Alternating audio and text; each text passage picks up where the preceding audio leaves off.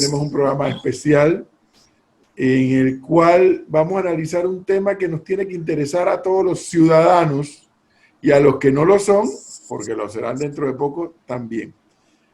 Y es que fundamentalmente los que debaten filosofía política y ciencias políticas discuten sobre dos sistemas. Puede que haya 3 y 4, pero hay dos que son fundamentales y que dominan buena parte de la atención de las ciencias políticas.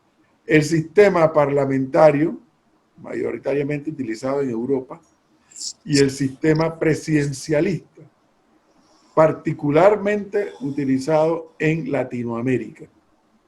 En algunos casos con algunos híbridos. En algunos casos con más énfasis o con menos énfasis. Pero lo cierto es que a nosotros nos toca vivir de este lado del mundo, en el continente americano, la realidad del sistema presidencialista, que da la impresión que se somete a prueba cada tantos años, según sea el país, 4 años, 5 años, 6 años, cuando son convocados los ciudadanos a una elección. Y cada vez que pasa un periodo electoral, siempre está, a medida que la sociedad se sofistica más, entra la discusión de, bueno, ¿y por qué tenemos que seguir con este sistema? ¿Y por qué no probamos con otro? ¿Y qué pasa si hacemos este cambio y demás? Bueno, de eso vamos a discutir hoy, porque Radio Panamá, en asocio con la Fundación Instituto de Estudios Panameños de Estudios Cívicos, hemos aunado este esfuerzo para conversar con los oyentes de Radio Panamá y los seguidores de redes sociales, así como los seguidores de la Fundación IPEC, este tema. ¿Está en crisis el sistema presidencialista? Pregunta que nos estaremos haciendo a lo largo de nuestro programa. Primero, quiero darle la palabra a Juan Antonio Tejada, presidente de la Fundación IPEC, quien además estará actuando hoy como comentarista, por así decirlo, comentarista filosófico, de lo que nuestro invitado, Adán Arnulfo Arjona, ex magistrado de la Corte Suprema de Justicia, ex presidente de esa corporación, y quien además dejó un camino marcado durante el tiempo que fue tanto magistrado como puntualmente presidente. Y debo decir también, lo propio hizo Juan Antonio Tejada cuando fue defensor del pueblo, dejó un camino marcado en esa gestión, pero al margen de esos cargos públicos ocupados, son panameños, ambos, preocupados por el devenir político e incluso particularmente constitucional de nuestro país. Pero quiero comenzar por Juan Antonio Tejada, antes de hablar del tema, una introducción de qué es la Fundación IPEC. Juan Antonio, buenas noches. Buenas noches, Edwin. Muchas gracias. Saludos a los oyentes, a ti, al equipo de Radio Panamá, en especial a este distinguido invitado nuestro, Adán Arnulfo Arjona, que efectivamente es un invitado muy especial, toda vez que es un abogado de primera línea en el ámbito privado y público. Todos lo recordamos, aquellos que abrazamos la idea de un mejor Panamá desde el punto de vista democrático, su actuar como presidente de la Corte Suprema de Justicia y como magistrado durante esos años. Así que mis saludos a todos y en particular pues a ti, a Leonardo y a Arnulfo. El Instituto IPEC, Instituto Panameño de Estudios Cívicos, es una escuela de formación que data del año 63, ¿no? Es una escuela de formación cívico-política. Creemos en la formación política de los ciudadanos a efectos de intentar elevar la calidad democrática, en este caso de Panamá, como así también impulsamos la participación de los ciudadanos en el resto de la organización que tiene la sociedad, clubes cívicos, movimientos, sindicatos. No creemos en la participación, es uno de los ejes temáticos, junto a otros dos. Está el tema de la democracia, está el tema de la participación ciudadana y está el asunto relativo al Estado de Derecho. Son los ejes temáticos del instituto y entonces con eso hacemos esta breve introducción, Edwin. Válido y válido este esfuerzo conjunto de una fundación con un instituto que se preocupa por los estudios cívicos, con una emisora comprometida con los valores democráticos. Y bueno, entramos en materia. Qué gusto ver a don Arnulfo Arjona. Tenía tiempo de no verlo desde sus ejecutorias públicas, que de verdad que sí dejó camino marcado. Arnulfo, buenas noches, bienvenido a esta transmisión especial.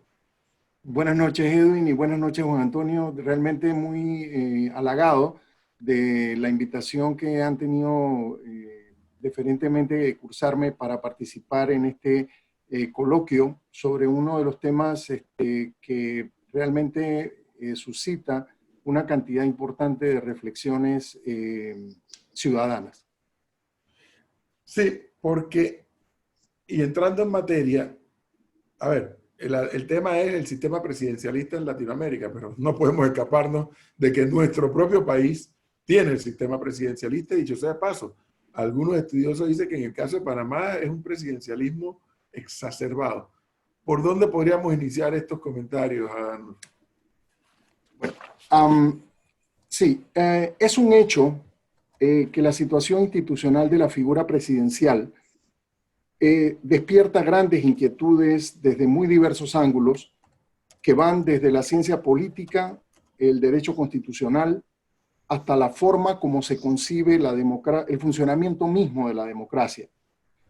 De allí que celebre como valiosa la ocasión para hacer un ejercicio reflexivo puntual de la institución presidencial en la hora actual. Debo advertir que no pretendo agotar las numerosas cuestiones que ello supone, ni mucho menos ofrecer respuestas dogmáticas ni definitivas a un tema tan cargado de complejidades. Mi esfuerzo, por tanto, en los minutos que siguen, estará encaminado a ofrecer insumos para la reflexión sobre el mismo, en el entendido de que esta es una cuestión que tiene que verse enriquecida con la discusión ciudadana informada. Para hacer un uso óptimo del tiempo que se dispone, voy a dividir la intervención en tres partes, a saber, una primera en la que haré un marco referencial de la realidad actual, particularmente el tema de la pandemia y la sociedad que nos deja. En segundo lugar, haré algunos apuntamientos sobre la institución presidencial y su desarrollo en América Latina, para rematar en un tercer bloque con algunas conclusiones que simplemente buscan despertar inquietudes. En la primera parte de esta intervención la he denominado marco referencial de la realidad actual, la pandemia y la sociedad que nos deja. Soy del criterio que el análisis institucional de una figura como el presidente no puede adelantarse en estas horas de espalda a la compleja realidad que está quedándonos con motivo del surgimiento de la pandemia de la COVID-19. No resulta aventurado asumir, por tanto, que la aparición de este desafortunado evento no se reduce a una mera crisis sanitaria, sino que, por el contrario, representa un auténtico factor disruptivo de un alcance insospechado que no ha dejado prácticamente ningún espacio de la vida humana y social indemne. Por ello creo que es obligante hacer una referencia a ciertos datos que dan cuenta de la dramática situación humana, social y económica que deja como legado luctuoso esta pandemia que estamos experimentando y que tendrá, sin lugar a dudas, un profundo impacto en la forma como operarán las instituciones y la democracia misma. Estamos frente a una auténtica conmoción que proyecta sus efectos sobre toda actividad humana, no solo por el daño directo que ella ha ocasionado, sino por su efecto de vector acelerador de tendencias para las que la sociedad aún creo que no se encontraba preparada. Y en relación con esto puedo citar como manera de ejemplo el tema de la digitalización avanzada de la economía y el reemplazo de la mano de obra no sofisticada.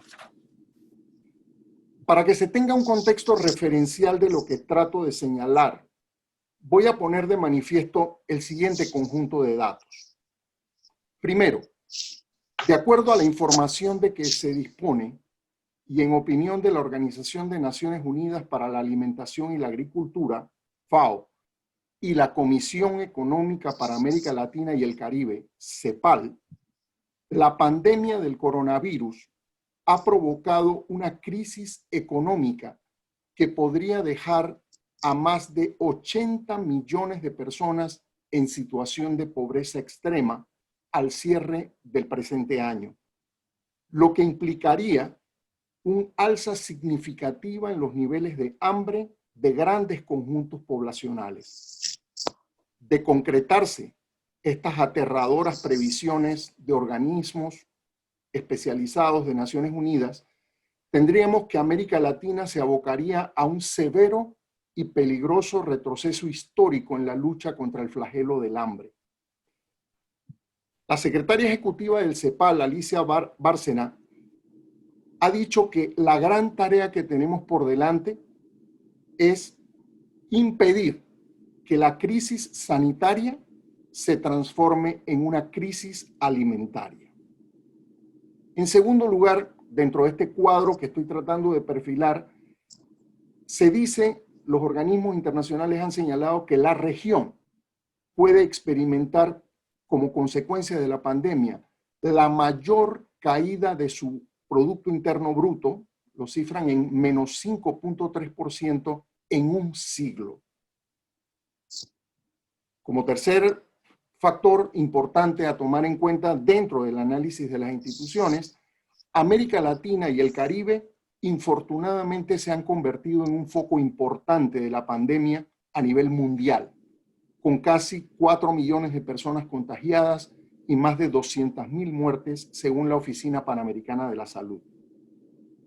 En cuarto lugar, debo mencionar que la producción económica mundial, según las estimaciones de Naciones Unidas, va a reducirse en 8.500 millones de dólares en los próximos 2 años, según el informe presentado por el secretario general de Naciones Unidas. De acuerdo al mencionado informe, las remesas disminuirán en un 20%, lo que se supone que representa una pérdida de 110.000 millones de dólares para comprar alimentos y satisfacer otras necesidades.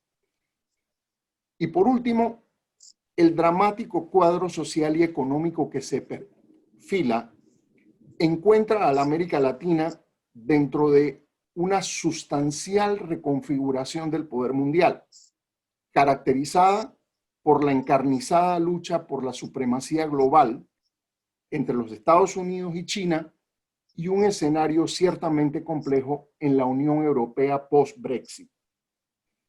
Estos 6 factores que a grandes rasgos he dejado enunciados, a mi modo de ver, van a tener un impacto considerable y duradero sobre los sistemas políticos y el funcionamiento de la institución presidencial. Teniendo como telón de fondo este cuadro básico, veamos ahora cómo se ubica el sistema presidencial en América Latina. El abordaje reflexivo sobre la institución presidencial hace necesario formular, aunque sea de pasada, una referencia a sus orígenes históricos y su incorporación en los sistemas políticos latinoamericanos. En punto a esta cuestión, creo que es importante anotar que al producirse el movimiento independentista en la América hispana, sus precursores, con la finalidad de afirmar la personalidad soberana de los nuevos estados y organizar sus estructuras, tenían a la vista el surgimiento del constitucionalismo escrito en los Estados Unidos y en Francia. Esos referentes ideológicos determinaron que en América Latina se acogiera en los ordenamientos constitucionales la figura del presidente como eje central del sistema político, siguiendo el arquetipo que marcó la Constitución norteamericana de Filadelfia de 1789. El influjo de las ideas del barón de Montesquieu de la separación de los poderes en las tres ramas conocidas, legislativo, ejecutivo y judicial, brindó un sustento al diseño de frenos y contrapesos entre estos órganos del Estado.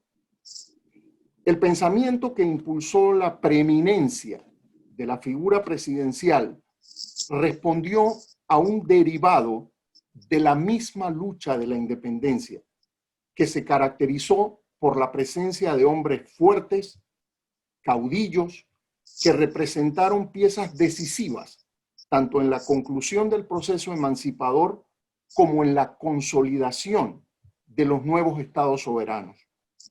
Son memorables en este sentido las palabras de Bolívar, cuando en un discurso ante el Congreso Constituyente de Bolivia, en 1825, hizo el siguiente señalamiento: el presidente de la República viene a ser en nuestra Constitución como el sol que firme en su centro da vida al universo.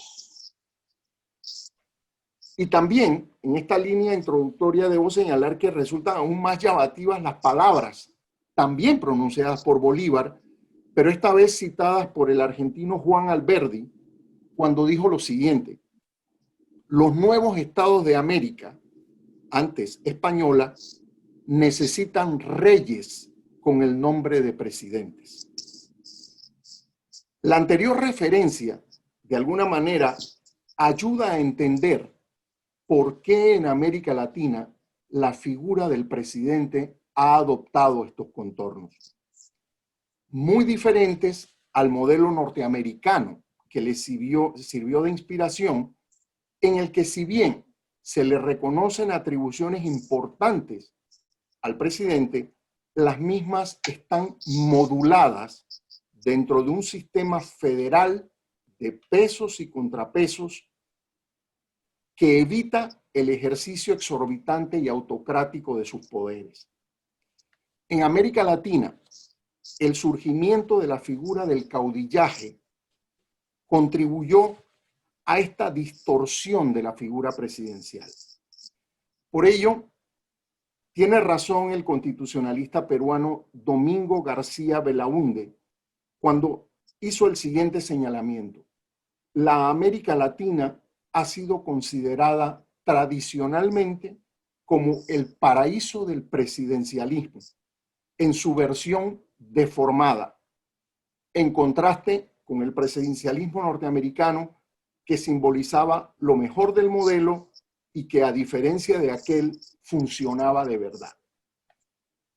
Como bien lo observó en su momento el profesor Jacques Lambert, pese a la proclamación de la separación de poderes, en la praxis en América Latina se ha observado una marcada tendencia a la preponderancia presidencial sobre los otros órganos del Estado. Y esa preponderancia presidencial la observamos, entre otras aristas, en los siguientes aspectos. Primero, el presidente en nuestro sistema conserva iniciativa legislativa. Segundo, designa por sí solo sus ministros de Estado sin necesidad de aprobación por parte de otro órgano del Estado. Tercero, se le reconoce al presidente la posibilidad de vetar total o parcialmente un proyecto de ley aprobado por la Asamblea por razón de inconveniencia o inconstitucionalidad. Y cuarto, la designación de los gobernadores y altos mandos de la fuerza pública. En la década de los 80, algunos cientistas políticos plantearon que para lograr el equilibrio y armonía debía considerarse la implantación de un sistema parlamentario en América Latina para superar las deficiencias que se le atribuían al régimen presidencial. Esas teorías, debo decir, no tuvieron realmente mayor acogida, principalmente porque el funcionamiento adecuado de un sistema parlamentario exige como presupuesto un contexto cultural y político maduro y habituado a la deliberación, atributos estos que aún no encontramos consolidados por estos lares. Lo cierto es que la historia y la experiencia latinoamericana confirman el profundo arraigo que tiene el presidencialismo, que es asociado a una figura central capaz de articular una acción gubernamental enérgica para atender de forma ágil y efectiva los acuciantes problemas que afectan a nuestras sociedades. En lo que toca al problema de si la institución presidencial está o no atravesando una crisis en América Latina, es preciso apuntar que, en mi opinión, el sistema no es perfecto, pero sí es perfectible, principalmente si se le incorporan cambios encaminados a racionalizar sus atribuciones y poderes de manera que sirvan de blindaje ante tentativas autocráticas. Y esas es justamente las orientaciones que deben presidir el análisis de la institución presidencial en nuestro país. El modelo constitucional que tiene el presidente en nuestro sistema debe ser objeto de algunos cambios para conjurar las tentativas autoritarias, aprovechando las experiencias históricas que ya se han vivido. Los temas atinentes a los conflictos de interés, al establecimiento de una probable segunda vuelta electoral, el fortalecimiento del régimen de prohibiciones de intervención y uso de los recursos públicos en los torneos electorales, la politización de la justicia y demás órganos de control, la posibilidad de utilizar con exceso el poder de decretar indultos, son algunos de los temas que deben ser objeto de análisis al momento de que se enfrente un cambio constitucional en esta materia. Para ser consecuente con el tiempo que se dispone en un evento como este, voy a procurar cerrar con algunas conclusiones. Creo que este apretado recorrido sobre los orígenes históricos y valoraciones de la institución presidencial en América Latina permiten plantear algunas ideas a modo de conclusión. Primero, las deficiencias y mal funcionamiento de la institución presidencial en América Latina puede que no se deba a cuestiones de diseño constitucional, sino a factores perturbadores de la calidad del sistema político, como lo son, entre otros, a la patrimonialización de la política y la corrupción, al carácter electorero de las formaciones y su lamentable carencia de ideologías y programas, a la descomposición y frivolidad de la actividad política que lamentablemente ha quedado reducida a una cínica instrumentalización de clientelas electorales, eslogans, propagandas, encuestas, telegenia del candidato sin mayor programa o contenido. Y también creo que incide en la calidad de la vida política el tema de la politización e ineficacia de los entes de control y justicia. La segunda idea que quiero dejar planteada es que las previsibles y difíciles condiciones de desigualdad, hambre, inequidad y desempleo que lamentablemente dejará a la región el azote de la pandemia someterá a nuestras sociedades a un intenso y doloroso estrés, por lo que la figura presidencial creo que tendrá que tener una revalorización importante en términos de eficacia.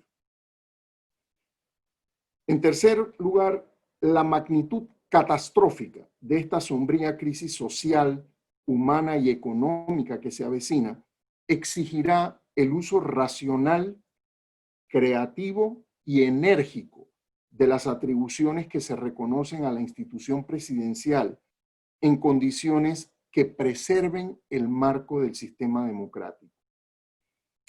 Y por último, creo que la calidad del ejercicio presidencial en este sentido va a ser decisiva y confío en que nuestras sociedades tendrán la lucidez, cohesión, solidaridad y confianza en el futuro para exigirla. De esa forma trato de dejar una presentación panorámica del tema para enriquecerlo con el intercambio de opiniones. Gracias. Gracias, Arnulfo. Realmente interesante y bueno, interesante además la capacidad de síntesis, Sí. de hacer un recuento histórico de cómo surge el sistema presidencialista, cómo lo asimila y lo asume América, o Latinoamérica puntualmente, pero ver cómo con estadísticas actuales, como factores que no tuvieron, obviamente no tuvieron en cuenta en aquel momento, cómo juegan ahora para consolidar o disminuir la fuerza del sistema presidencialista. Y no sé por dónde quiere comenzar Juan Antonio Tejada a reaccionar, porque hubo un elemento que a mí me llamó la atención. No sé, de lo que dijo Arnulfo Anjona, no sé si estará íntimamente vinculado el desgaste del sistema presidencialista con el desgaste de los partidos políticos, que fue mencionado hace un momento. Sí, buena pregunta, Edwin. Voy a reaccionar al planteamiento general del doctor Arjona en el sentido de hacer mis comentarios, ¿no? Y comentarios que los voy a hacer en clave, digamos, van a ser complementarios de lo que bien expresó Adán Arjona, Arnulfo, pero principalmente aclimatados, diría yo, a nuestra historia política más reciente, desde el advenimiento democrático a esta parte. Y lo voy a hacer muy rápidamente, en dos partes, la parte de los comentarios y un corolario, ¿no? Mi primer comentario es que el sistema ha estado bajo la lupa. Desde el advenimiento democrático del año 90, el tema del sistema presidencialista, ha estado bajo la lupa. Por ejemplo, ya hace 16 años, hablando en Buen Romance, una editorial de un diario local, expresaba que el presidencialismo absoluto ha demostrado su fracaso frente a las tendencias modernas que suponen mayor participación ciudadana en el control de la administración pública. Más puntualmente, sostenía el mismo editorial que el cambio de época nos indica que no pueden subsistir las presidencias que se asientan en poderes cuasi absolutos, donde la ciudadanía participa con el elemental ejercicio del voto, teniendo la falsa ilusión de que los políticos cumplirán sus promesas. Y endilgaba, en consecuencia a este añejo presidencialismo absoluto, la responsabilidad, nada más ni nada menos, de haber limitado la actuación separada y armónica de los poderes del Estado.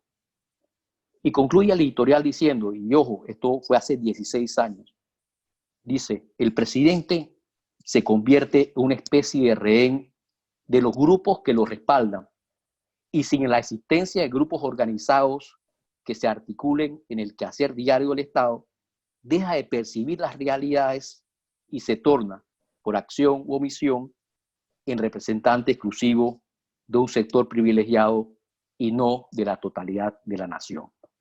Segundo comentario, erradicación del sistema. De ahí a esta parte, en el tiempo hay quienes incluso consideran que el sistema presidencialista está en un proceso irremediable de declive y ensayan una provocadora aseveración, erradicar el sistema presidencialista. En ese sentido, aún fresca la tinta, cuando en la última contienda electoral panameña se sumó a la crítica acre a este modelo y se propuso una asamblea constituyente que pudiera ir quitando atribuciones a la presidencia de la República.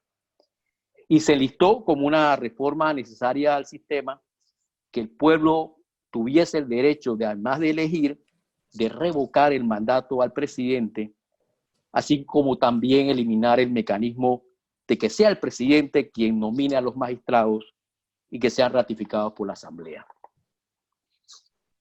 Lo cierto es que este último ciclo político electoral, todos los candidatos a la presidencia de la República proclamaron la necesidad de cambios constitucionales, multiplicándose el remedio de la bandera de la constituyente como una especie de búsqueda del santo grial para resolver los males del sistema presidencialista y, por qué no decirlo, de cuanto mal advertía el electorado en el sistema político. A mi entender, olvidamos que la constituyente es un vehículo, un medio. En mi caso, creo en los consensos, los grandes consensos políticos y su bondad para elevar la calidad de la vida democrática. Es el consenso lo que determina el vehículo para el cambio, no a la inversa. Tercer comentario. Valle de las emociones. No pocos presidentes han sido víctimas de su inexperiencia en el manejo de la cosa pública. Algunos han subido rápidamente cargados en brazos, en los hombros del entusiasmo y de la esperanza ciudadana, para luego ser abandonados y dejarlos caer por el desencanto producto de los pobres resultados. Y estos valles de emociones ciudadanas se endilgan al sistema presidencialista y no a la eficiencia en el ejercicio de tal o cual, algo de lo que comentaba Adán Arnulfo. Cuarto comentario. El verdadero control del sistema presidencial en el caso de Panamá. En el plano normativo constitucional apuntaría que si se examina la Constitución, Edwin, se verá una larga lista, quizás interminable, de atribuciones que ejerce el presidente enlistadas en el artículo 184 de la Constitución. No obstante, lo más relevante desde mi mirada y experiencia es la normativa introducida en las reformas constitucionales de 1983, en la cual se incorporó un capítulo del presupuesto que corresponde al órgano ejecutivo la elaboración del proyecto de presupuesto general del Estado. A mi entender, es en este articulado constitucional donde radica la cereza del helado del verdadero poder del presidente. En nuestro caso, me refiero a la elaboración y el manejo del presupuesto general del Estado. Quinto comentario. Vacuna contra el César o cesarismo democrático. Hay dos controles democráticos que a mi juicio reducen la probabilidad de que emerja un César o cesarismo democrático que socave y ponga en el filo de la navaja el sistema político panameño. En este sentido, diría yo que el control más importante en Panamá es la prohibición expresa de la reelección inmediata, establecida en el artículo 178 de la Constitución. Y cito, los ciudadanos que han sido elegidos presidente y vicepresidente de la República no podrán ser reelegidos para el mismo cargo en 2 periodos presidenciales inmediatamente siguientes. Tenemos entonces una importante veda de 10 años de prohibición para el presidente y para el vicepresidente en el escenario del ejercicio del poder público. Otro aspecto de control para que no emerja ese César o cesarismo democrático, diría, que no es menor, pero que recién devino políticamente como relevante no hace mucho. Y me refiero a la prohibición de que está vedado ser elegido presidente a los parientes dentro del 4º grado de consanguinidad o segundo afinidad del presidente que haya ejercido sus funciones en el periodo inmediatamente anterior. Y este punto resulta relevante. Recordar entonces una situación que no había tenido antecedentes, por lo que recuerdo. Me refiero a la postulación el 1 de febrero del 2014 de una primera dama, Marta Martinelli, distinguida esposa del entonces presidente de la República. Luego de haberse admitido por parte del Tribunal Electoral su postulación y haber corrido para el cargo, un fallo unánime de la Corte Suprema de Justicia dictaminó que con la postulación se violó el artículo 193 de la Constitución, que prohíbe la elección de parientes del presidente de la República dentro del cuarto grado de consanguinidad o segundo de afinidad. Y reflexionó la Corte Suprema de Justicia así, cito, si para tales efectos se mencionan, entre otros, a los parientes dentro del segundo grado de afinidad, es decir, suegros y cuñados, evidentemente el cónyuge tiene más afinidad con el presidente de la República que aquellos. Me pareció muy importante y quiero comentar la claridad con que la Corte Suprema de Justicia abordó este tema y lo concluyente de sus argumentos, toda vez que en su momento dos juristas vinculados al constitucionalismo criollo, del patio me refiero, habían anticipado en ese momento que no era inconstitucional la postulación de la primera dama, blindando la misma con aparente legitimidad constitucional.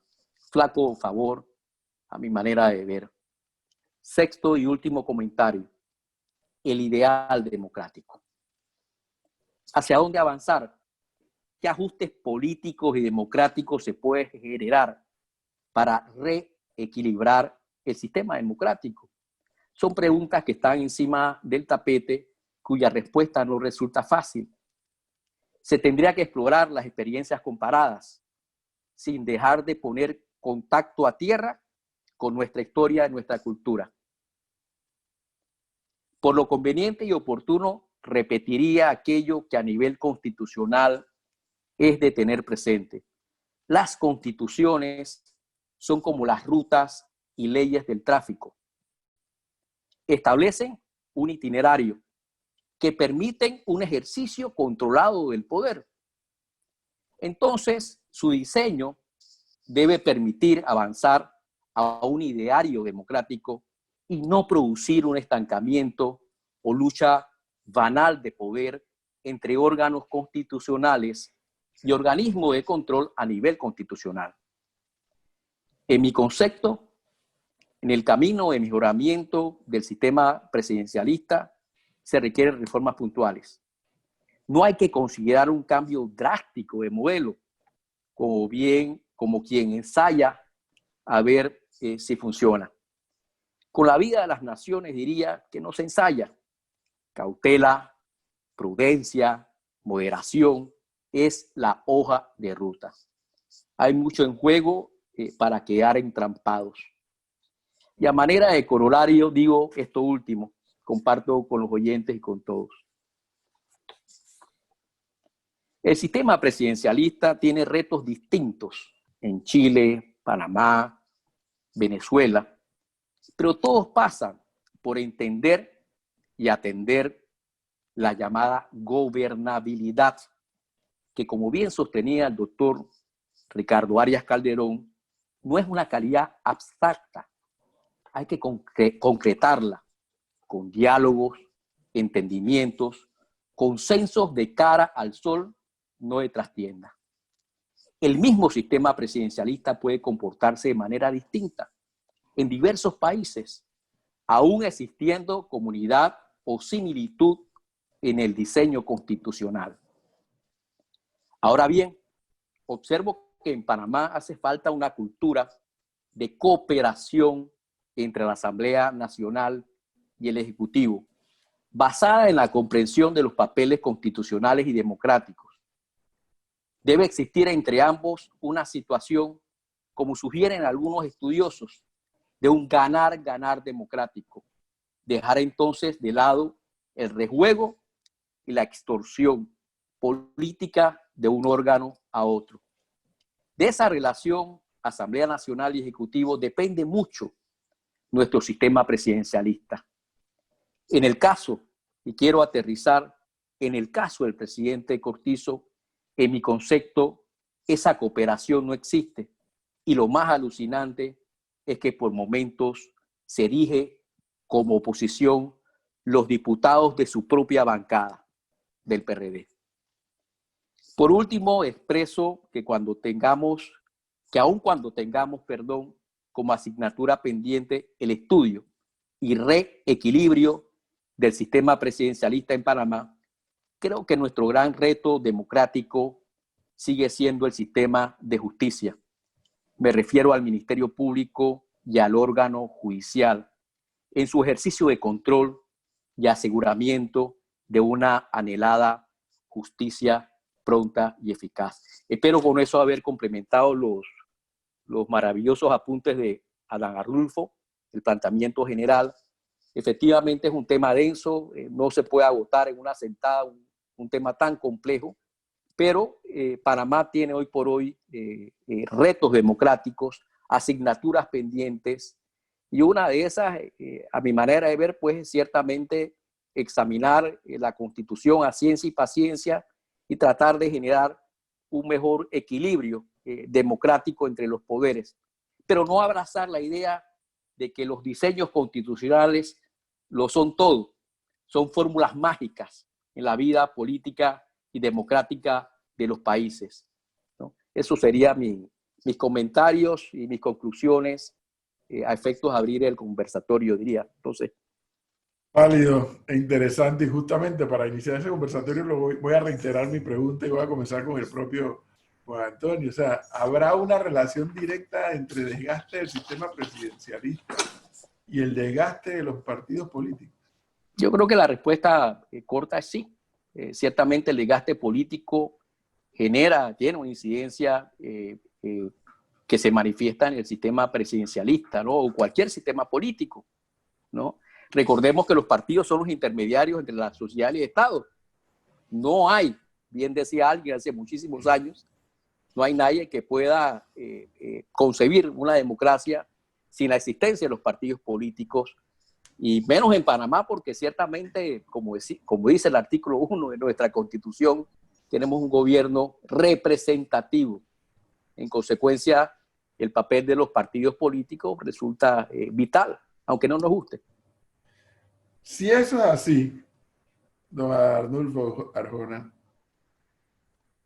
¿dónde queda la responsabilidad de los otros dos órganos entonces? Porque si yo le asignara responsabilidad a los partidos políticos, por la razón que sea, al desgaste del presidencialismo, pero en la intervención que le escuchamos a usted hace un momento, nos evocó la época de Montesquieu cuando consiguió este sistema de separación de poderes, pero este contrapeso al que están llamados a ser el legislativo y el judicial, más el legislativo que el judicial al ejecutivo, se estará cumpliendo cabalmente, y no será que porque no se está cumpliendo cabalmente el sistema está en peligro. Sí, Edwin, yo creo que, estos son temas que confluyen una cantidad diversa de factores, pero indudablemente la calidad y el funcionamiento de la institución presidencial puede verse definitivamente menoscabada si el diseño que tiene la Constitución realmente no se alcanza en la práctica. Es decir, si no encuentra un ejercicio razonado y prudente dentro de sus márgenes de competencia por parte tanto del órgano político, que sería el de la Asamblea, como la responsabilidad jurisdiccional que tiene en particular el órgano judicial y en especial el Pleno de la Corte, que en nuestro sistema, como sabemos, es el que tiene la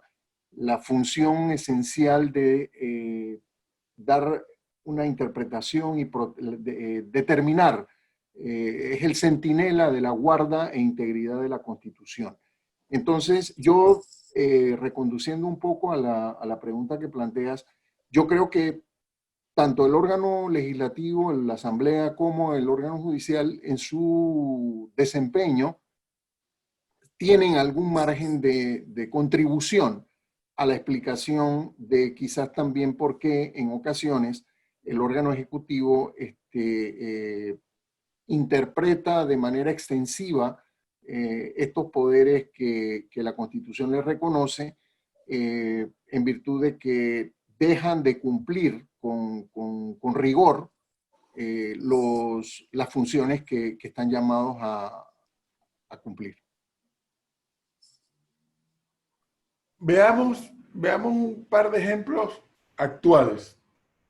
Arnulfo, un par de ejemplos actuales. Por ejemplo, dentro de esa crisis que yo le preguntaba a Juan Antonio Tejada sobre la crisis de los partidos políticos, esa crisis le ha abierto un espacio al discurso populista, pero ojo, no solamente ha abierto espacio, ha producido resultados el discurso populista. Lo hemos visto en Brasil, en El Salvador, en Chávez, incluso en Venezuela desde un inicio, el propio Trump en los Estados Unidos, López Obrador, porque incluso López Obrador se sacude de su partido original y crea otro partido.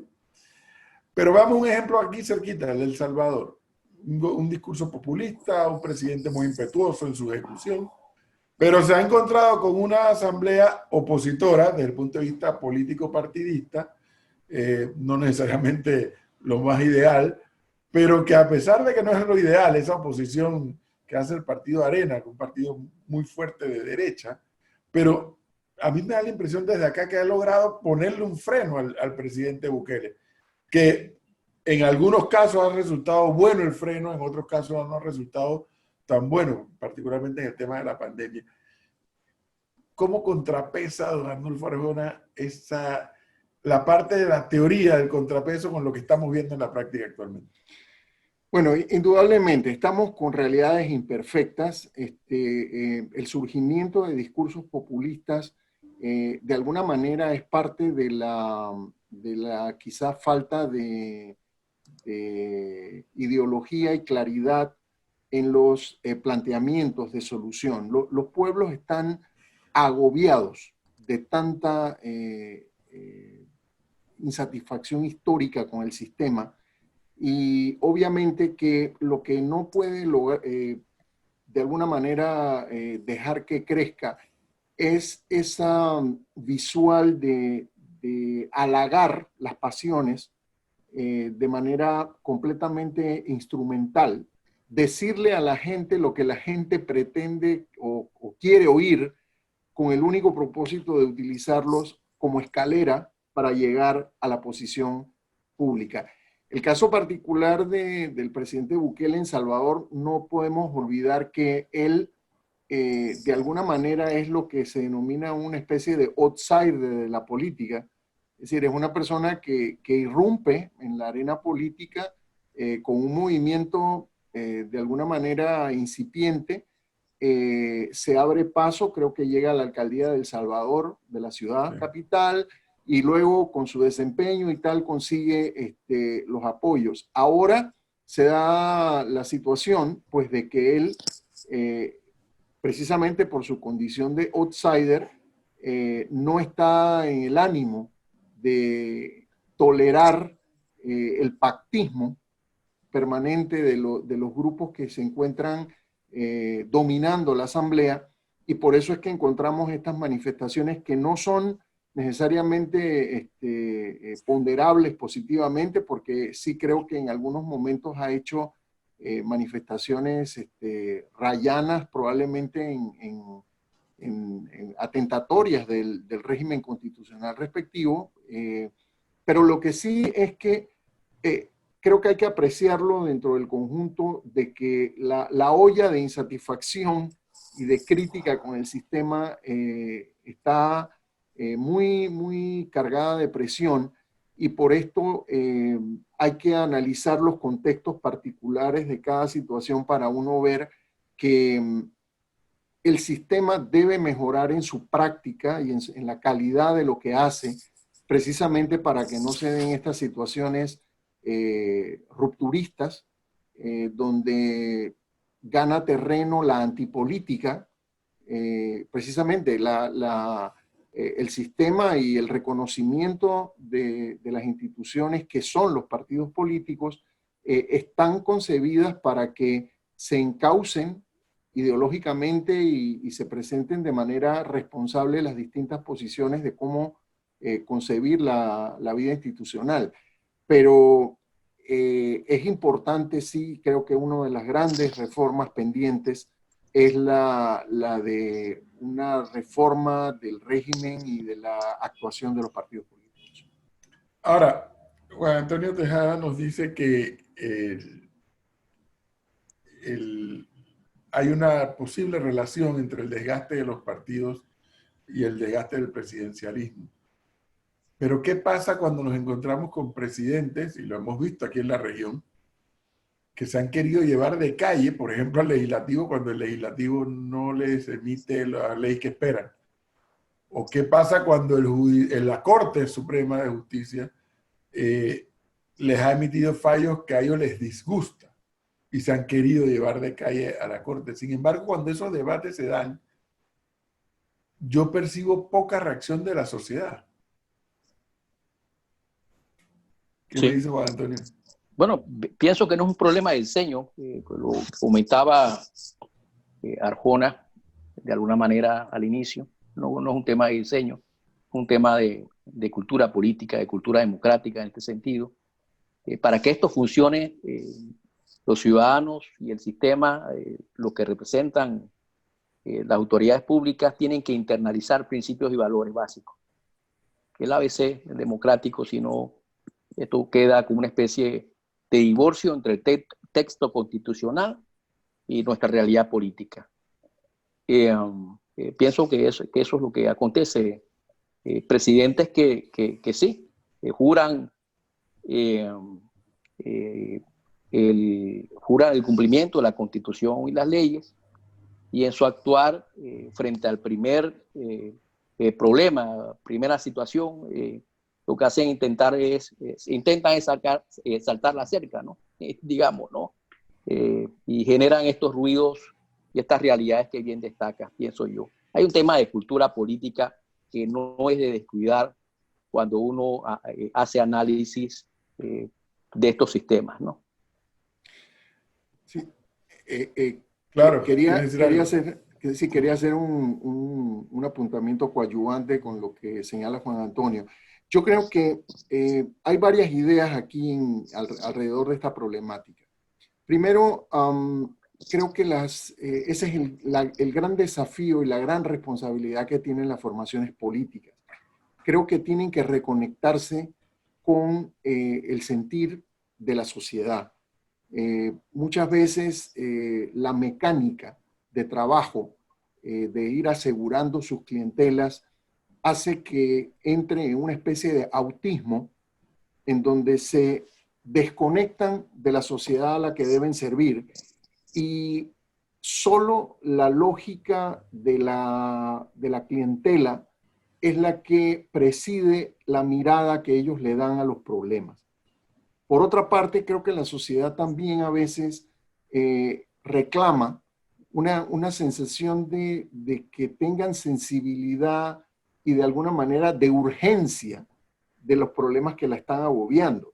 A veces uno escucha los discursos de las formaciones políticas y curiosamente están un poco alejados de lo que la gente espera que sean las preocupaciones ciudadanas. Y también, bueno, y esta es una parte que no hay constitución ni ley que la pueda imponer, creo que también hay un tema ético de por medio. Es decir, en este tiempo, la responsabilidad de quienes ejercen la política debe tener un alto grado de ejemplaridad. Es decir, estamos en un momento difícil, hay demasiadas necesidades, limitados recursos y con mayor razón las autoridades tienen que tener ese sentido de misión claro y ante todo conservar un capital de credibilidad, precisamente porque muchas de las medidas que se puedan llevar adelante tienen que contar con la aquiescencia y con la colaboración de los ciudadanos. Hay una frase que siempre recuerdo del escritor Carlos Fuentes, dicha hace ya varias décadas, en donde él señalaba un poco la especie de credo de esta época y decía, mire, la gran diferencia con épocas pretéritas es que Antes, el poder se ejercía sobre la gente. Ahora, el poder hay que ejercerlo con la gente. Y yo creo que esa es una expresión bastante clara y magistral del tipo de filosofía que debe presidir la relación de las autoridades con los ciudadanos. Una pregunta para ambos, ya cuando se nos acercan los minutos finales. Si yo le preguntara a don Arnulfo Arjona, ¿estará la sociedad panameña preparada? Por ejemplo, y un día nos levantamos todos y decimos, oye, cambiemos, vámonos al sistema parlamentario. Bueno, todo es examinable y no debe haber criterios a priorísticos de negatividad alrededor del tema. Yo en lo personal creo que el sistema parlamentario requiere y he tratado de exponerlo en la intervención, requiere un contexto cultural, una cultura política relativamente madura, y siento que para el nivel alarmante de realidades y de insuficiencias y de carencias que tenemos, suponga que tener un organismo que permanentemente se encuentre en los debates de medidas que se tengan que tomar, si bien, claro, satisfacen el tema de que hay una participación y un control, pero también yo no sé si realmente eso sería un producto para unas sociedades que tengan otras salvaguardas y no tan intensas desde el punto de vista social, en donde tenemos los altos niveles de carencia y de pobreza, en donde de alguna manera yo soy de la opinión de que, dado el tamaño de nuestro país, el número poblacional, realmente todavía la institución presidencial puede cumplir sus propósitos de introducirle a la administración pública alguna agilidad, pero soy definitivamente convencido de que hay que profundizar las relaciones y los esquemas de racionalización, de frenos, de contrapesos, para evitar esa tentación autoritaria, que es lo que de alguna manera ha provocado la crítica y hasta cierto punto el descrédito de la figura. ¿Qué dice Juan Andrés de esa pregunta? ¿Estará la sociedad panameña, podría estar preparada para un cambio como ese? Bueno, lo veo muy lejano, Edwin, con toda franqueza, ¿no? Mientras un sector de la sociedad siga viendo la asamblea de hoy como el talón de Aquiles democrático, me da la impresión que ese sueño está muy distante. Y es que al sol de hoy, a esta hora, como dice Arjona, no lo veo. Muy por el contrario, recuerda que venimos de un ciclo político electoral donde un sector de la sociedad manifestó su disgusto por el comportamiento en la Asamblea Nacional, ¿no? De hecho, hubo toda una campaña que conllevó una censura ciudadana a algunos diputados que no se reeligieron como consecuencia de ese enojo, de ese rechazo. Así que no lo veo por lo pronto, en la hora que estamos, por así decirlo.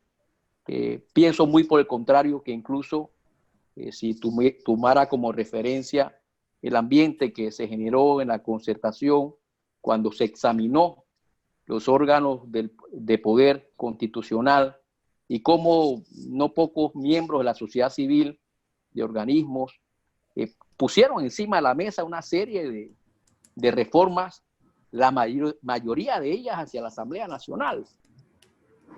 Yo pienso que el panameño ha ido despertando en torno a que ahí hay un déficit, ahí hay una situación que hay que atender más temprano que tarde, porque reduce la calidad democrática que tiene el país. Y eso es una preocupación. Así que, reitero, lo veo muy distante. Bueno, debo hacer una aclaración. Yo no he hecho la pregunta pensando en que esto es un sueño que hay que alcanzar. No, yo pienso que es poco probable, casi imposible llegar acá en un sistema parlamentario cuando los mismos electores que eligen a estos mismos diputados son los que se quejan de ellos. Entonces, Sí. evidentemente, Me vino a la mente, Edwin, una expresión de un funcionario de hace muchos años. Cuando hacía la pregunta, al funcionario hicieron una pregunta, digamos, y expresó, no quiero ni pensar, decía el funcionario, hace un par de años, a este momento que va, con toda Arnulfo, franqueza. si yo le preguntara 3 cosas buenas y 3 cosas malas que le ve al sistema presidencialista, ¿qué podría decir? Si se las ve. 3 buenas y 3 malas. Bueno, yo creo que el sistema tal y como está ofrece suficientes herramientas para que un presidente pueda movilizar hacia objetivos constructivos la nave del Estado. Es decir, yo creo que si uno examina el elenco de atribuciones y de herramientas que se tiene, con las que hay, se podría perfectamente hacer importantes cambios para superar cualquier dificultad. Las negativas, algunas de ellas las mencioné. Yo creo que el sistema debe pasar por la revisión de algunas de ellas.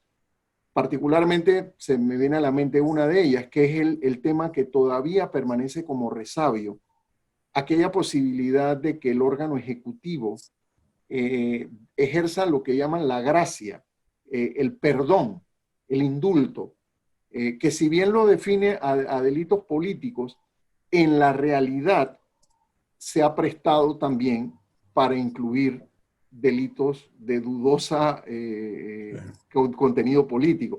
Entonces, yo creo que eso realmente en un sistema equilibrado puede representar una injerencia perturbadora en el funcionamiento de la justicia. Y yo creo que ese tema debe ser revisado, probablemente también en los temas de la designación e integración de los magistrados de la Corte y de otras instituciones de control, pues probablemente habrá que hacer un balance, establecer, se me ocurre la posibilidad de que dentro del sistema de designaciones, pues intervenga la propia Corte con algunas ternas. Es decir, hay que procurar quitar ese monopolio que lamentablemente no ha sido debidamente utilizado en muchos casos para escoger personas que no tienen las calidades ni las competencias para eso. Y en la praxis política uno ve que después que el presidente de la República hace una designación, la lectura que tiene esa designación a los ojos de la Asamblea es que simple y llanamente cada cual coge la esquina para apoyar o adversar al candidato. Y yo creo que eso al final no necesariamente conduce a resultados positivos para la institucionalidad y para el país. Diría en términos generales que esa es más o menos mi perspectiva al momento de hacer una valoración positiva y negativa de la institución. Juan Antonio Tejada, 3 buenas y 3 malas.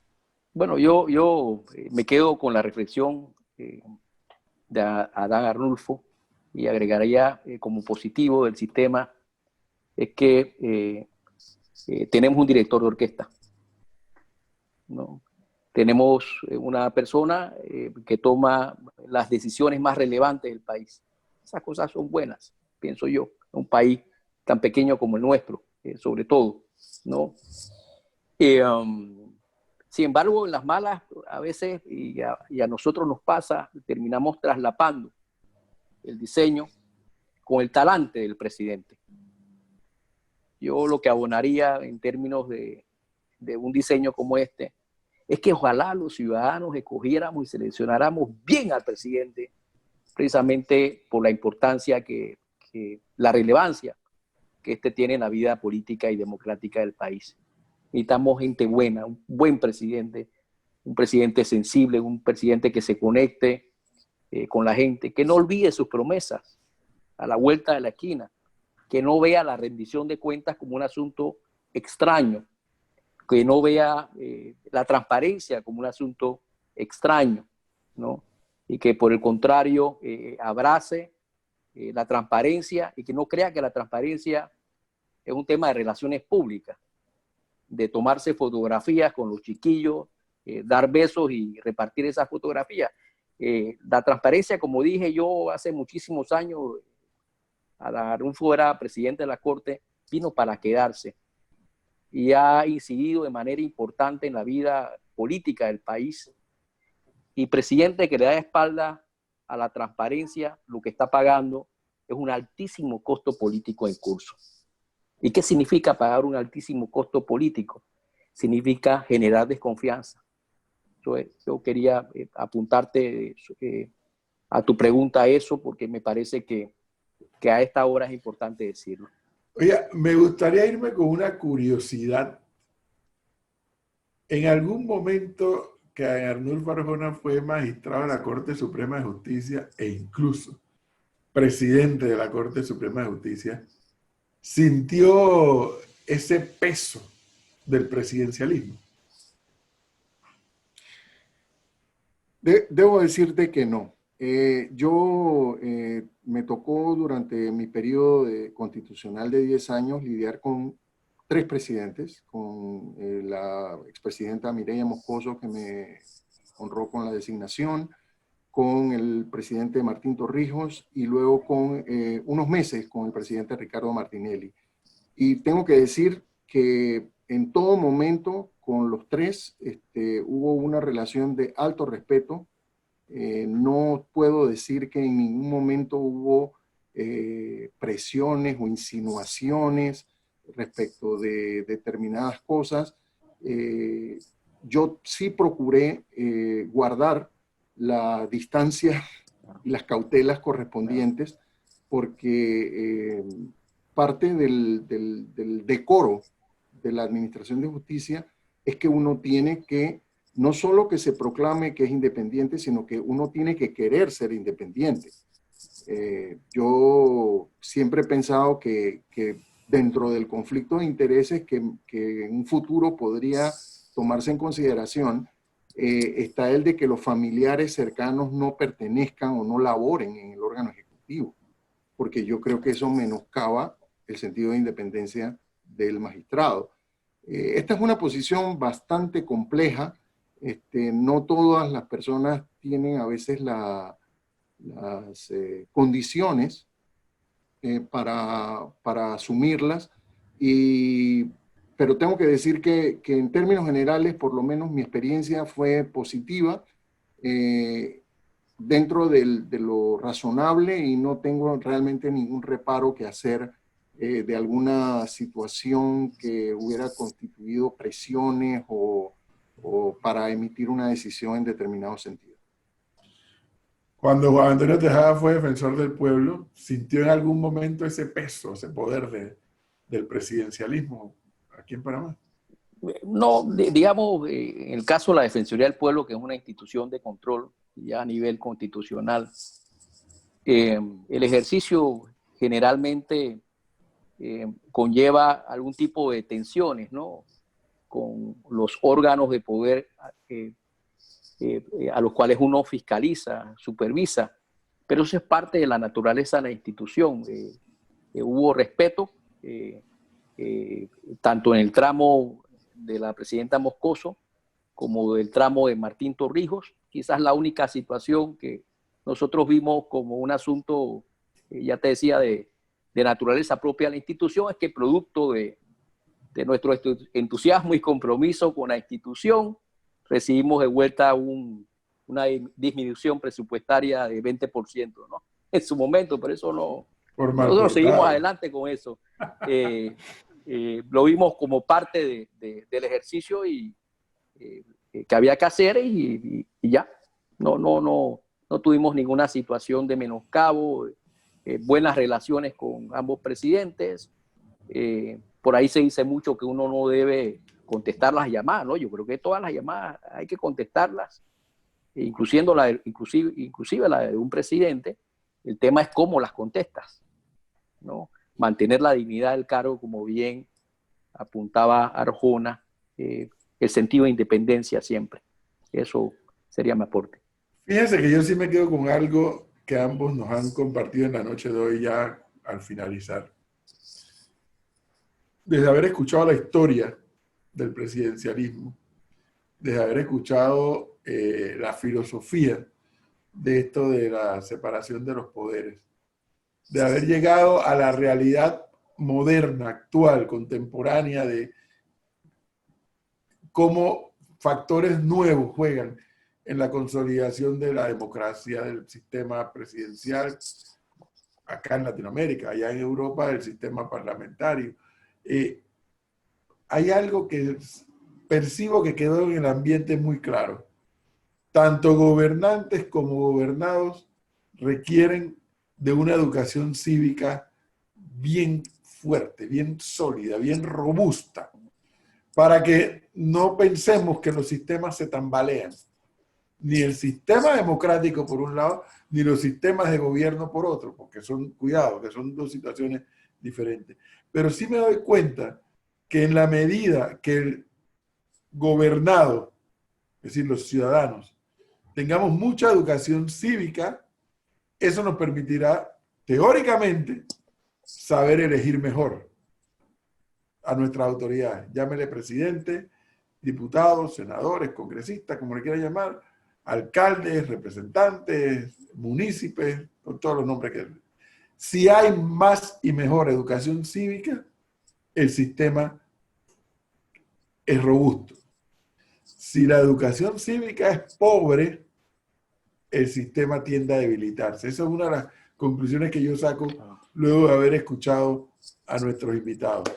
Arnulfo Arjona, de verdad, qué gusto verte nuevamente. Qué bueno el aporte, qué capacidad de poner en poco tiempo una perspectiva histórico, filosófica y política que sin duda creo que nuestros oyentes y nuestros consumidores de redes la han podido también aprovechar. Muchísimas gracias. Muchas gracias, de verdad, por la invitación y continuamos. Esto es un proceso inacabado de reflexión. Correcto. Así es. Juan Antonio Tejada, doble agradecimiento por haber participado con tus planteamientos, con tu visión del tema y naturalmente también como presidente de la Fundación IPEC, que ha sido promotora de esta, vamos a decirlo de esta manera, de este primer encuentro aquí de invitados a través de Radio Panamá y de las redes sociales. Vamos a ver si hacemos otro ejercicio que me gusta, porque creo que el aporte es valioso, Juan Antonio. Sí, seguro, Edwin, y te agradezco, como siempre, al equipo de Radio Panamá. Creo que es importantísimo porque la gente últimamente se ha acostumbrado a entender la política como patio limoso, y la política con P mayúscula invita al estudio y a la reflexión serena. En consecuencia, estos espacios son importantes porque efectivamente ningún sistema político funciona sin educación cívica. Así que muchas gracias al invitado, a los oyentes y a todo el equipo de Radio Panamá. En nombre de la directiva del IPEC, muchas gracias. Gracias a ustedes. Buenas noches, amigos oyentes y amigos seguidores. Un aporte para mí ha sido muy valioso. Continuamos con nuestra programación regular.